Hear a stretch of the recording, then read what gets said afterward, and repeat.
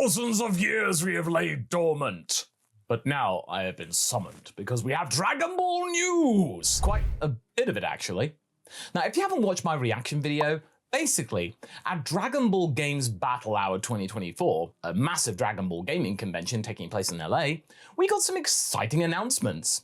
And since the initial emotions have dropped a little bit, we've calmed down from my initial reaction, we can do a little bit more of a detailed analysis with the information.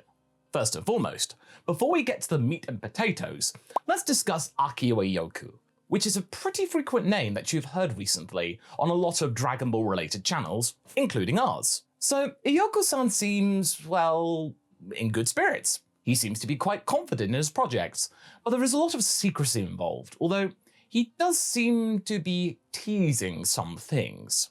And as is the case with him, he brought some new stuff from Toriyama, which we should take a look at. Goody goody goody, stuff from the original creator. First, we got a new Curling character art.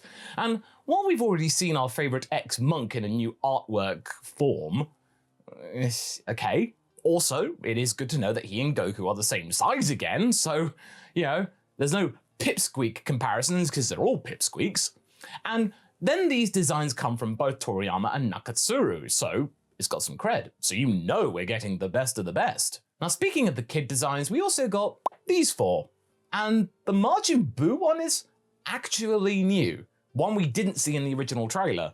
And it kind of gives us an interesting hint toward the future. So it doesn't seem like this curse turns everyone into what they look like as children, because some of these people were never children. Like, we know a kid Majin Buu was never a thing. There is Kid Buu, but not a kid form of that. And this might explain why the Kais suddenly become kids. They're supposedly born out of fruits as fully formed individuals, and what we saw as Shin was how he looked like when he was born. And as we saw in previous trailers, it seems that these are Goku, his family, and the friends we are talking about's problem.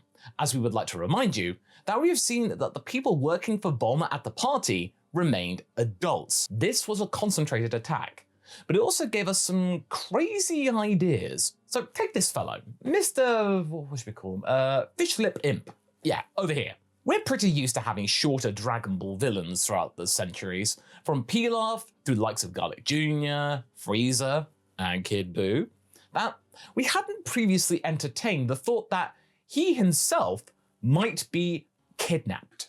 Maybe he managed to extend the curse out to others and is trying to find ways to cure himself of that curse, using the likes of Goku and his new friends to find said solution for everyone so he can return to his prime ultimate form.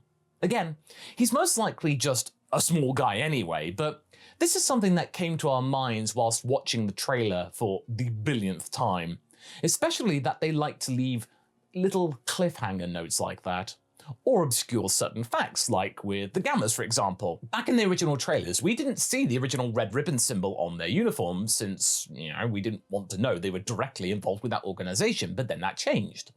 It would be interesting to see a villain who's actually manipulating our heroes for once, instead of just being a simple baddie, and doing it in a more successful way than Barbary. Sort of what Hoi did in the Wrath of the Dragon movie, yeah, like that. Just get the heroes to do their bidding for them. There are some more bricks to that crazy theory of ours, however, as we've seen more character art being introduced. Now, those characters were shown to us in a small trailer, although it more resembled an episodic clip, honestly, just an example from a certain episode. Now, the first two seem to be members of some sort of gang, or simply local ruffians that attack Goku in this alien diner.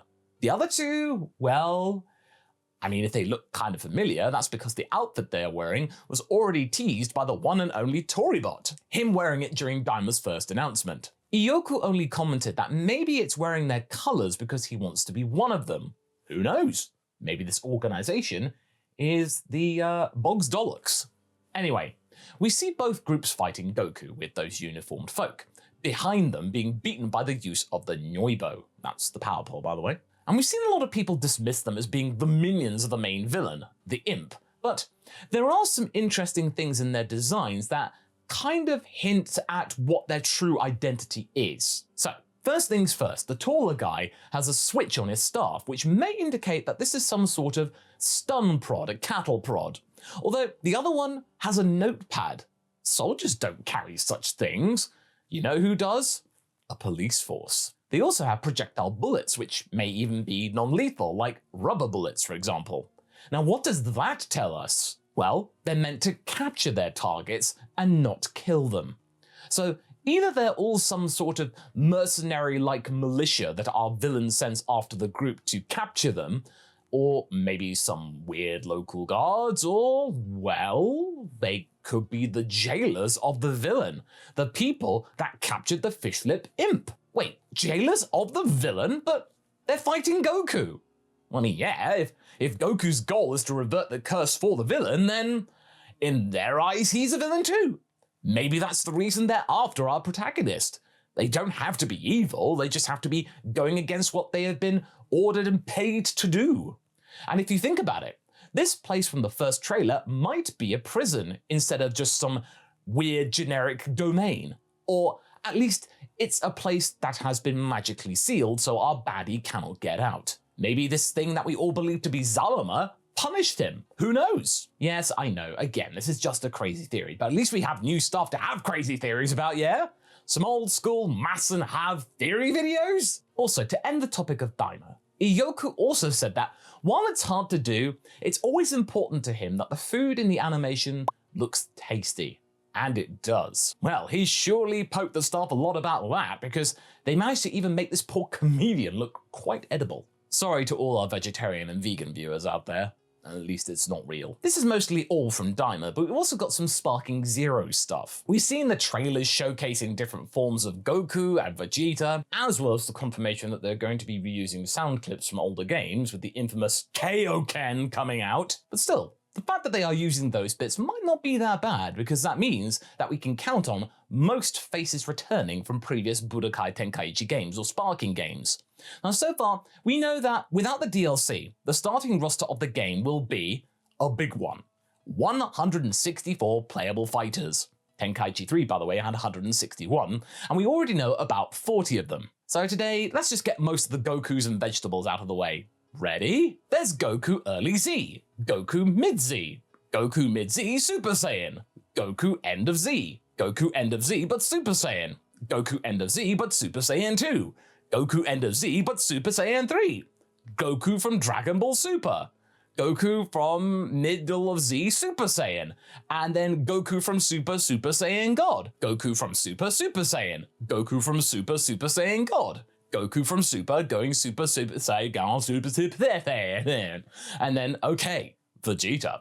Vegeta, Scouter version from Z, Great 8 Vegeta, Early Z Vegeta, Early Z Vegeta but Super Saiyan, End of Z Vegeta, Super Vegeta, and then there's End of Z Vegeta who's Super Saiyan, End of Z Vegeta Super Saiyan 2, Margin Vegeta, Vegeta from Super but Super Saiyan, Vegeta from Super but Super Saiyan God, Vegeta from Super but Super Saiyan God Super Saiyan. We might probably get some Daima related stuff as DLC as well, because it's an international release, but we are still excited to see who else made the initial cut. And last but not least, we've got the announcement of Kakarot's 6th DLC. It is, unsurprisingly, the End of Z. But hey, with those things, we get some new lore that beefs up the world, so we can't really complain. And it's always nice to see Oob doing stuff. Hopefully we'll see a lot of how the world is doing during the Peaceful World saga, as this is quite close to what's currently happening in the manga. It could be relevant to Super. So that's that. Hey, we didn't expect to get this much. It's quite a lot after many months or years of drought. We just jumped at it, like Goku jumps at that roasted space lizard. What was your favourite part of all the announcement? Which of the new diamond designs did you like the most? And which form of Goku or vegetable are you most excited to play as in Sparking Zero? Let us know in the comments, and hopefully this year we'll be able to make more of these crazy madcap theory videos more often. Catch you later!